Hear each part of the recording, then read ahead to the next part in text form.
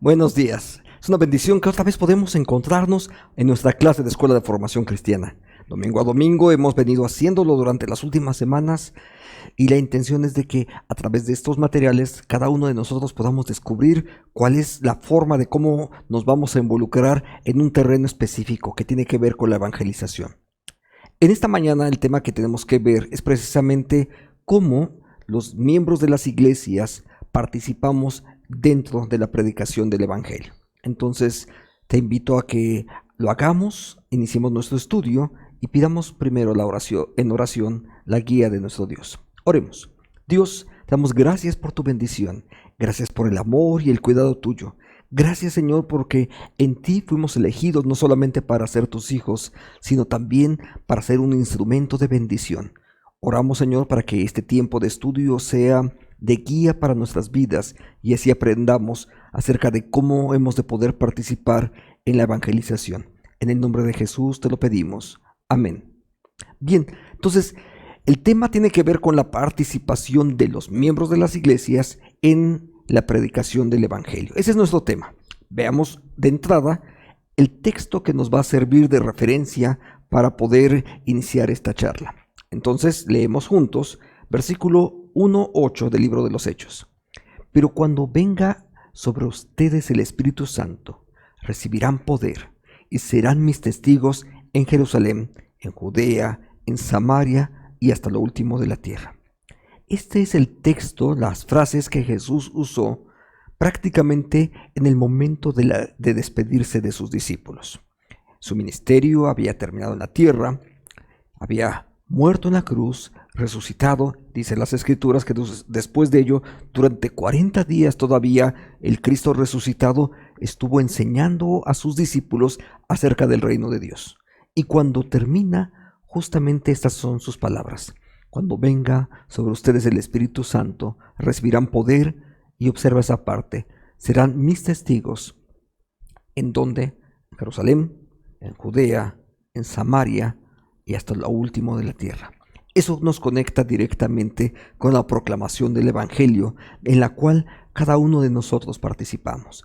Entonces, ¿qué es lo que sigue a continuación? En el texto mismo habla a la iglesia ahí reunida, si puedo decirlo así. En ese momento, ese grupo que estaba ahí reunido, esos eran toda la cristiandad en ese momento. Y si pensamos que aquel grupo que estaba ahí reunido es toda la cristiandad, entonces tenemos que pensar que se trata de que todos nosotros estamos incluidos. El plan de Dios para cada discípulo es que cada uno de nosotros sea testigo del Evangelio. Pero no solamente eso, sino que la iglesia crece cuando todos seguimos ese plan. Piensa esto solamente. En el siglo I es sin duda uno de los espacios donde más se difundió el Evangelio a lo largo del planeta, en el siglo I, con las limitantes de su época, con los muy pocos cristianos que había y a pesar de las persecuciones que finalmente les aquejaron. ¿Por qué?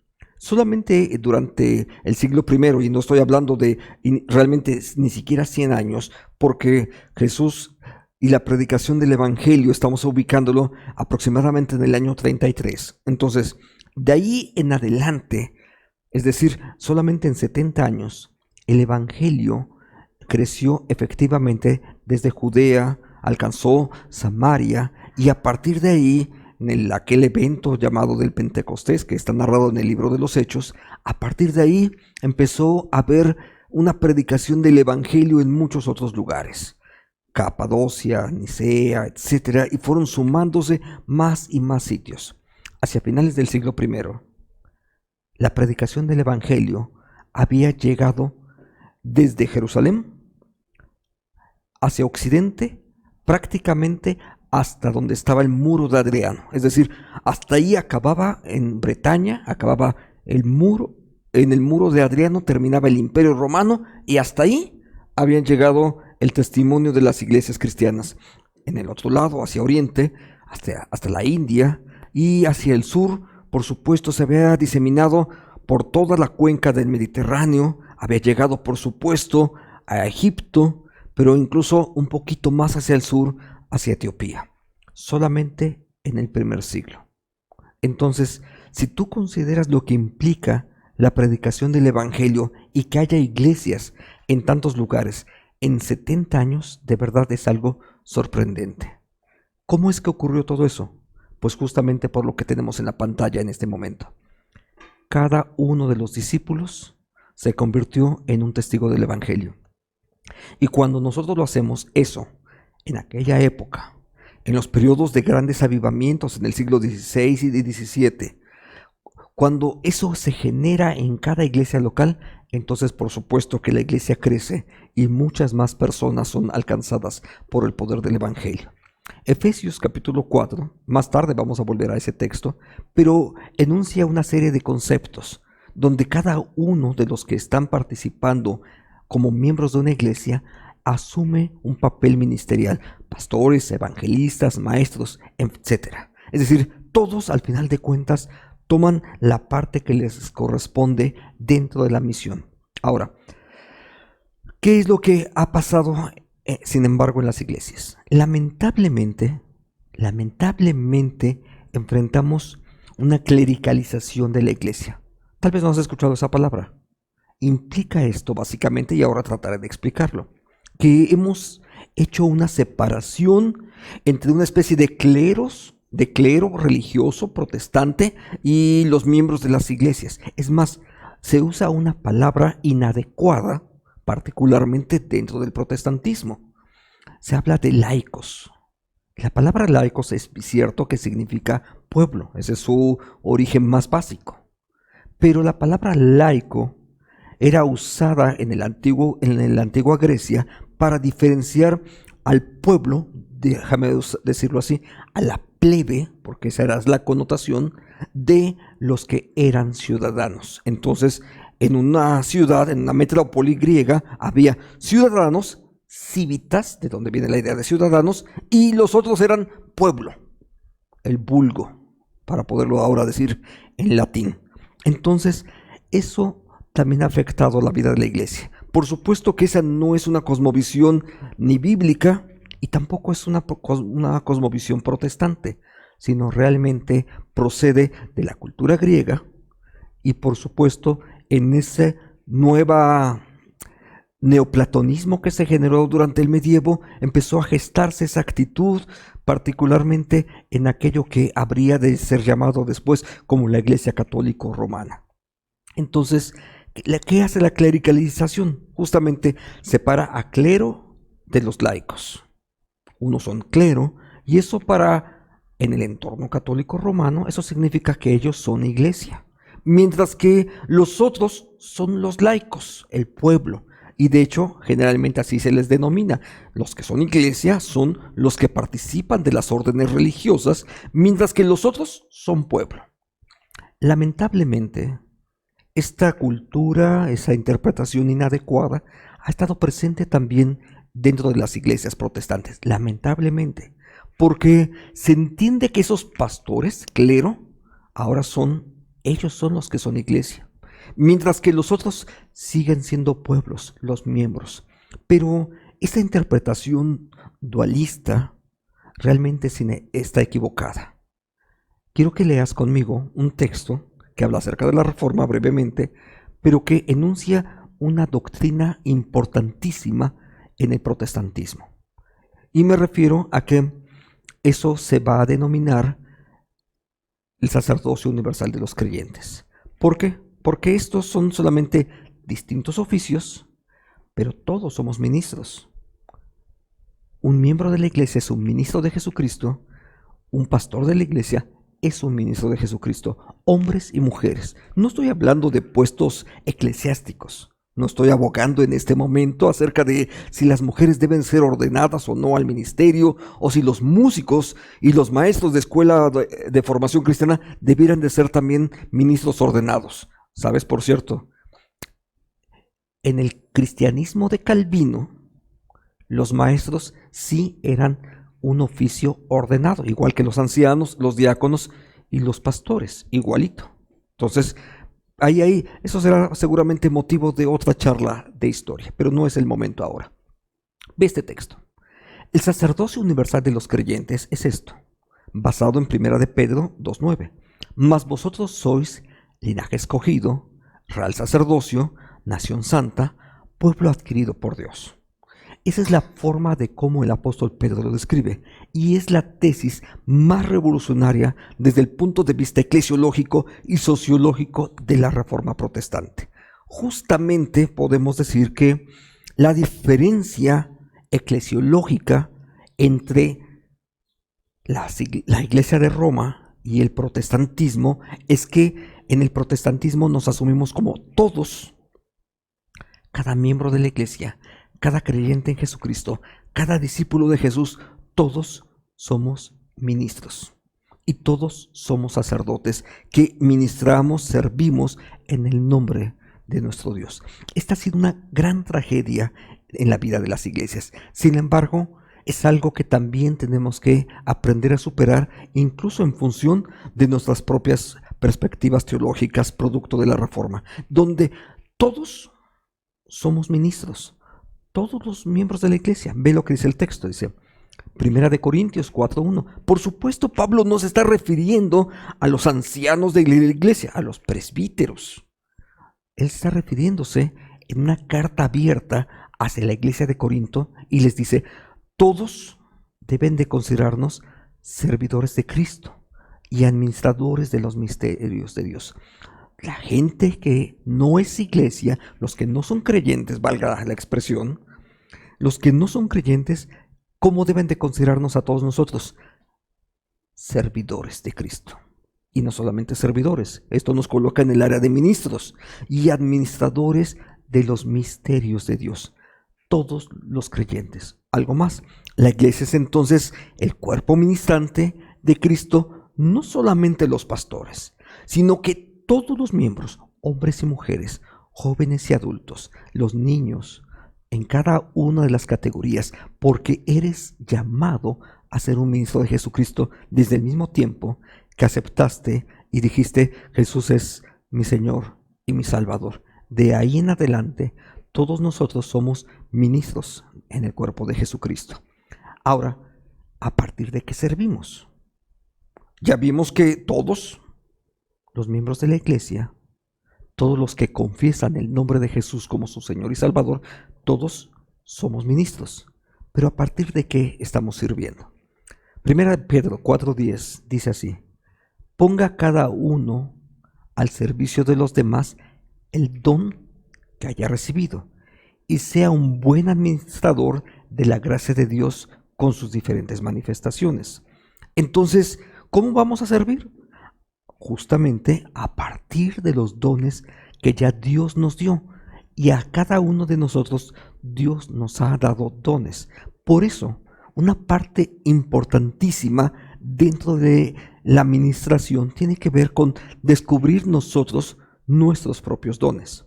Por cierto, es posible que no sepas mucho acerca de los dones.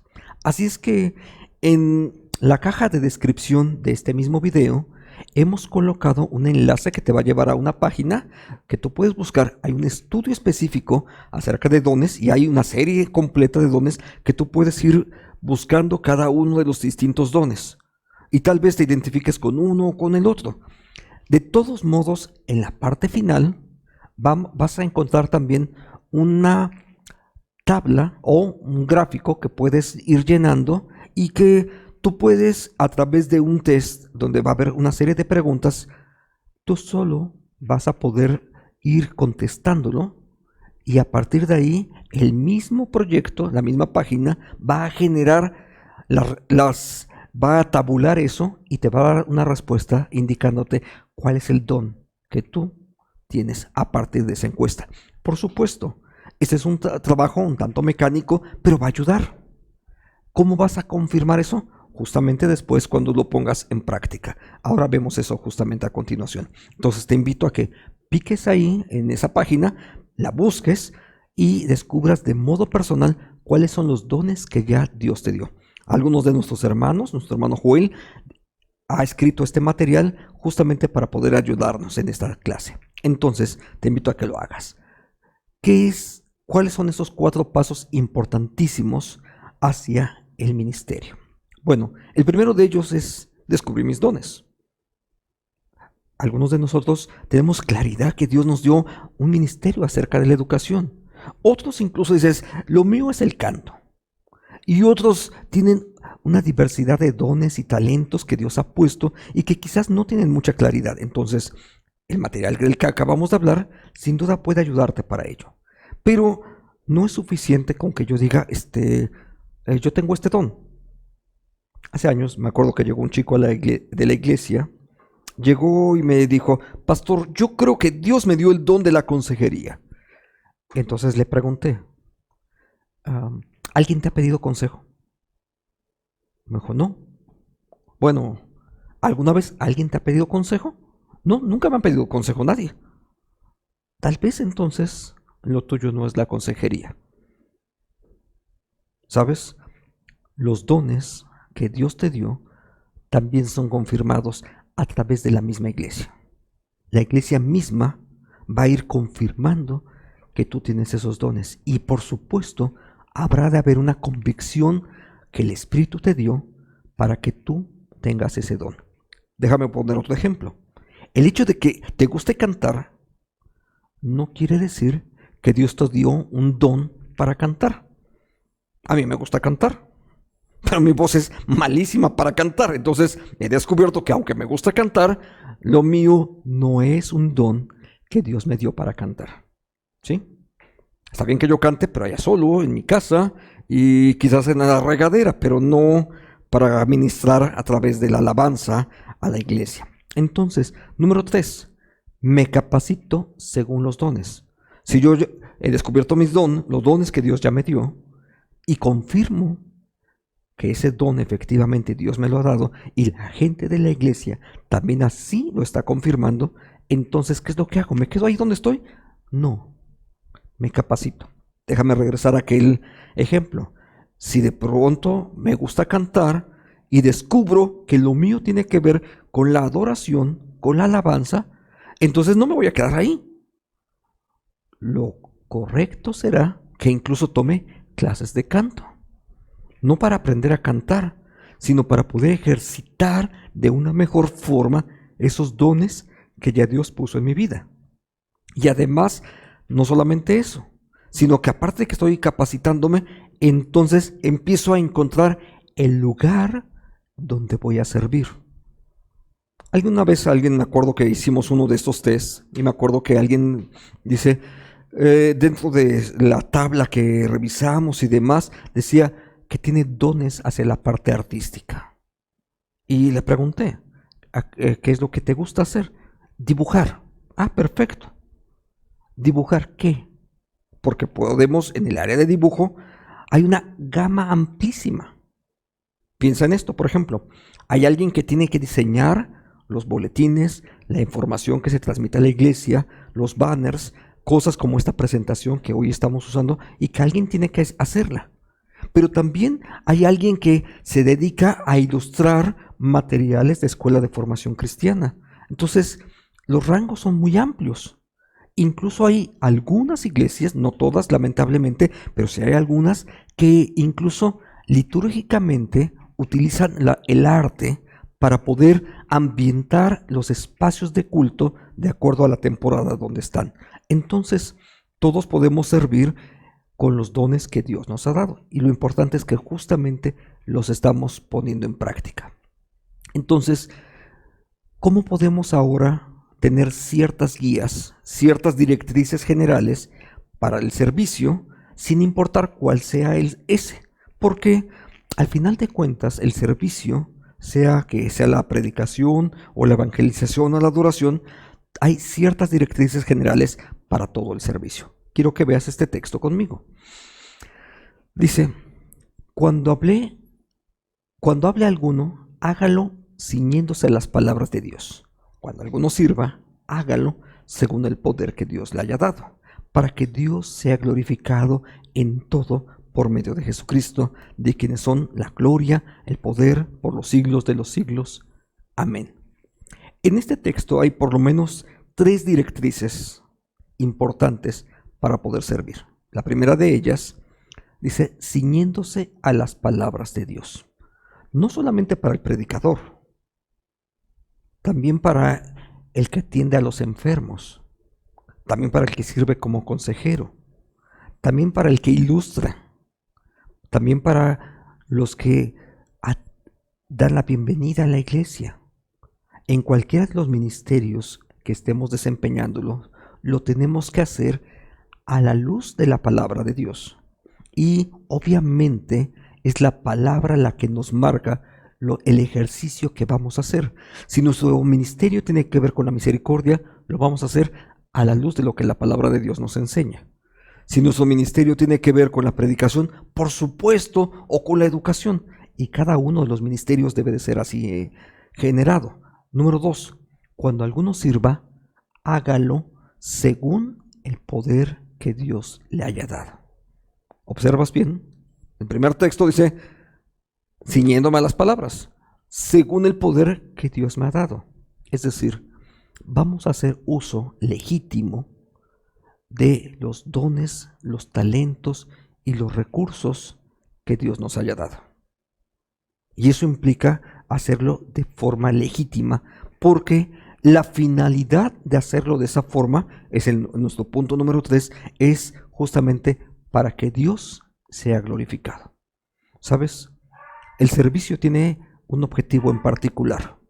Si servimos, ministramos en el nombre de Dios con el poder, en la forma que Él quiere, pero también eso es para que Él sea glorificado. Así es que el servir no tiene que ver con la promoción de mi ministerio, porque no es tu ministerio, es el ministerio que Dios te dio y es un ejercicio de mayordomía lo que tú estás haciendo. Por eso es que en la iglesia todos somos siervos que nos ministramos los unos a los otros. Cuando sus hermanos cantan, nosotros estamos siendo ministrados por ellos. Cuando mi hermano prepara el café, él me está ministrando a mí. Cuando yo predico la palabra, yo le estoy ministrando a ellos. ¿Te das cuenta? Siempre lo hacemos en esa consonancia donde todos estamos ministrándonos los unos a los otros. Ahora, esos diferentes ministerios, esos diferentes oficios apuntan a un solo lugar, por supuesto, porque todo tiene que ver con que Dios sea glorificado y todo tiene que ver también con la proclamación de la palabra. Por eso es que en las iglesias la forma específica de hacerlo es organizarnos con un propósito. Ve lo que dice este texto. Y él mismo constituyó a unos apóstoles, a otros profetas, a otros evangelistas y a otros pastores y maestros. Observas que ahí hay algo que está explícito. Son diferentes oficios, pero todos somos siervos y todos ejercemos los dones en igualdad. No hay un puesto más alto que otro. Todos somos iguales exactamente. Todos ministramos para el mismo Señor y abajo del Señor todos somos iguales. No hay rangos, no hay autoridad superior. Probablemente nos tenemos que organizar y uno de nosotros tiene que presidir algunas cosas, pero incluso lo que estamos diciendo es presidir, pero no es el que está mandando. Somos todos siervos del Señor. Seas pastor, anciano de iglesia, un ministro de Jesucristo, todos somos exactamente iguales. No importa si das clases de escuela dominical hacia los niños o si das clases a los adultos, todos somos siervos del Señor. Entonces, ¿cuál es la finalidad? Justamente dice el texto, perfeccionar a los santos. Y observa, porque sin importar cuál sea el área en la que estemos ministrando, todos estamos trabajando hacia un solo objetivo, perfeccionar a los santos para la obra del ministerio. Y todos contribuimos desde diferentes perspectivas hacia la edificación del cuerpo de Cristo.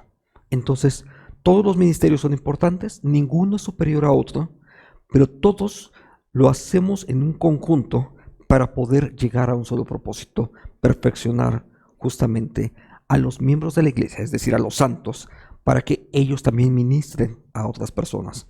Entonces, cuando alguien te sirve el café, está ministrando para que tú puedas desarrollar tu papel, tu ministerio a la hora de adorar.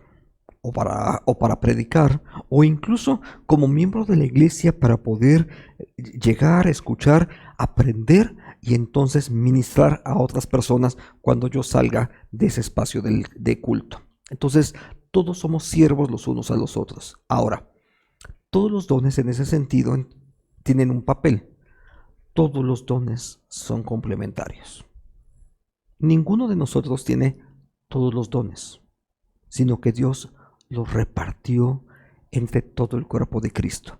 Y cada iglesia local, Dios ha dado los dones necesarios para que esa iglesia local pueda cumplir con el proyecto al que Dios llamó a esa iglesia local. ¿Sabes?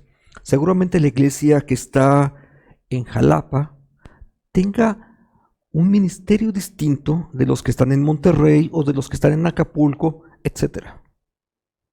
Pero al mismo tiempo, la cantidad de dones y los recursos espirituales que Dios dio a cada iglesia local, Dios le dotó de todo lo necesario a una iglesia ahí en la sierra para que ellos puedan desarrollar el ministerio que ahí tienen que desarrollar. Y a los que están en una ciudad y son una congregación pequeña, Dios les dio todo lo necesario para que ellos lo puedan desarrollar. Y lo mismo para los que están en una iglesia muy grande y son muchísimos, Dios les dio también todo lo necesario para que ellos puedan desarrollarlo. ¿Qué es lo que tenemos que aprender? Que todos los dones ya Dios nos los dio y que todos los dones al trabajar en conjunto se hacen complementarios. De común están integrados en 5 grandes segmentos. El primero de ellos, voy a usar un acróstico, y es la palabra pesca. P-E-S-C-A. Pesca, para que sea fácil de recordar. ¿Qué es eso de pesca? Proclamación.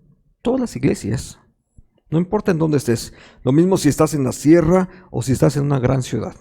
Si estás en un templo muy grande con varios miles o si solamente son 10 en una misioncita, todos tenemos la misma tarea: proclamar el evangelio. Y dentro de la proclamación del evangelio también todos tenemos la capacidad para poder educarnos mutuamente. Entonces, tal vez algunos van a transmitir en línea, otros lo hacen de persona a persona, pero todos estamos participando de la educación. Entonces, proclamación, educación, el servicio hacia el interior de la iglesia, pero también hacia afuera de la iglesia.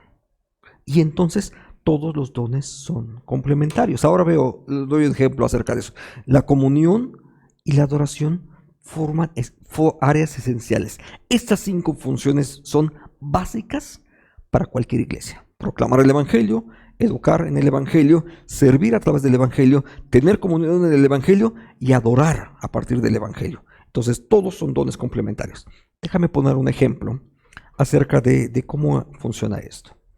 Imagina que nuestros hermanos que están en el área de proclamación del evangelio, ellos conocen a la familia Pérez y le presentan el evangelio. Y entonces tenemos a Juan Pérez y a María Pérez, la esposa de Juan, que ahora ya llegan al templo, pero ellos tienen un par de niños pequeños. Ellos no solamente han conocido del evangelio, eso es evangelización, sino que ahora también van, y al integrarse a la iglesia, las áreas de educación de la iglesia se encargan de el discipulado de Juan, de María, pero también de los pequeños, ¿sí? Y dentro de ello hay una escena que puede ser común en este momento. Juan perdió el empleo, producto de las dificultades sociales, económicas, etcétera, de salud por las que estamos atravesando. ¿Y qué pasa si Juan perdió el empleo? Ahí entran los que están en el ministerio de servicio. Justamente ellos hacen un papel muy importante, porque entre ellos se organizan. Posiblemente algunos de ellos están en la junta de diáconos, pero no necesariamente tienes que tener un oficio de diácono para poder servir.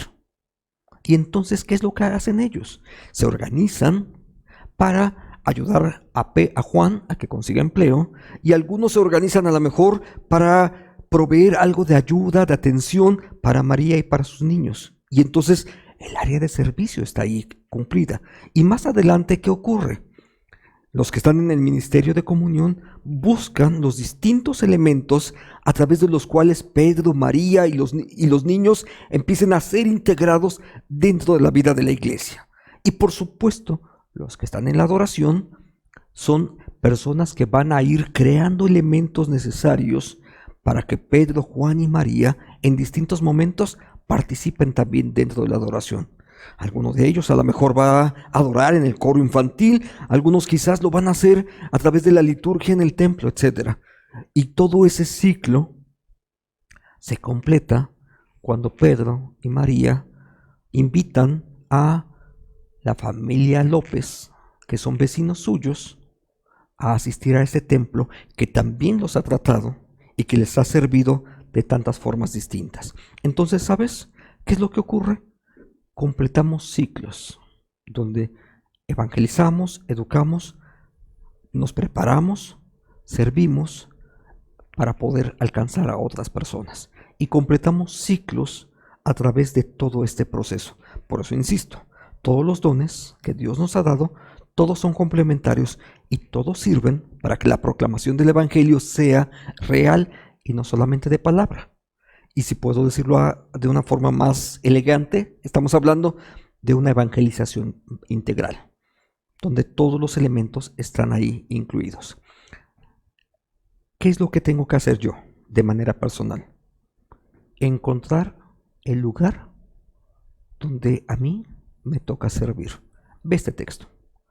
Todos hemos recibido dones, porque eso dice las Escrituras. Cada uno de ustedes ha recibido de Dios alguna capacidad especial. Todos lo hemos hecho. ¿Qué es lo que tenemos que hacer? Úsenlo bien en el servicio a los demás. De hecho, es el mismo texto que hace un rato usé, solamente que ahora, para poder facilitar la lectura, lo puse en la traducción en lenguaje actual. Todos tenemos dones. Dios a todos nos dio dones. Y todos tenemos una capacidad específica que el Espíritu de Dios nos ha llamado. Entonces descubro mis dones, los pongo en práctica y a través de ellos doy gloria a Dios y sirvo a la iglesia y a la comunidad donde Dios nos ha colocado. ¿Qué te parece si ahora oramos y pedimos que sea Dios el que nos guíe en este proceso? Padre, te damos gracias por lo que tú haces, por tu bondad, por tu misericordia. Gracias por el amor que tú nos tienes. Gracias porque has puesto dones en nuestra vida a través de los cuales podemos servirte, darte a ti la gloria y ministrar para que la proclamación del Evangelio se desarrolle a partir de cualquiera de los dones que tú nos hayas dado. Porque si educamos es para que tu palabra sea predicada. Si servimos es para que tu palabra sea predicada. Si adoramos es para que tu palabra sea predicada. Todos los dones, Dios, son complementarios. Bendícenos entonces, Señor, descubriendo cuál es el lugar donde vamos a servir cada uno de nosotros. Te lo pedimos en el nombre de Jesús. Amén. Si Dios nos da de su gracia, la próxima semana nos vemos otra vez a las 9 de la mañana para poder estudiar con un poco de mayor cuidado cómo es esto de predicar en los espacios públicos. ¿Sabes? Alguien pensaría, los espacios públicos, pero es que ahorita no puede irse a los parques. Este es un espacio público. Predicar a través de las redes también es un espacio público y es un espacio necesario donde tenemos que seguir proclamando el Evangelio. Pero veremos más de eso la próxima semana. Que Dios te bendiga. Nos vemos la próxima semana.